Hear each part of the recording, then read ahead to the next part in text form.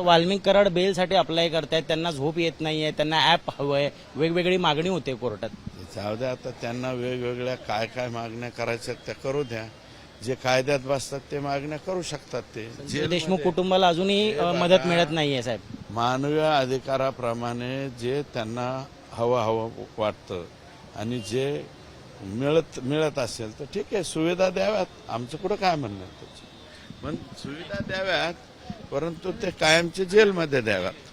हो, बेलसाठी जे ऍप्लिकेशन होते त्या संदर्भात बेलसाठी ऍप्लिकेशन करणार ना, तो त्यांचा राईट आहे, पण बेल मिळणार नाही ना. कोर्ट कसं बेल दे?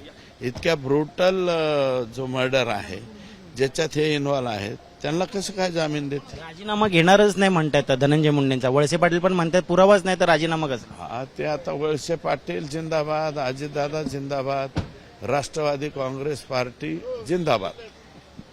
तर सुरेश धस आपल्या नेहमीच्या शैलीमध्ये या ठिकाणी अर्थात उपरोधक बोलतात, पण त्यांचा मुद्दा हा खूप गंभीर आहे आणि नवीन एक घोटाळा 1 रुपयात शेतकऱ्यांना पीक विमा संदर्भातला जो घोटाळा समोर येतोय, सरकार स्वतः प्रांजळपणे त्याची कबुली देते.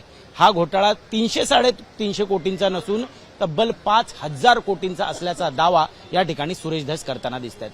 कॅमेरा पर्सन राजू इनामदार सोबत मी ऋत्विक भालेकर, मुंबई तक.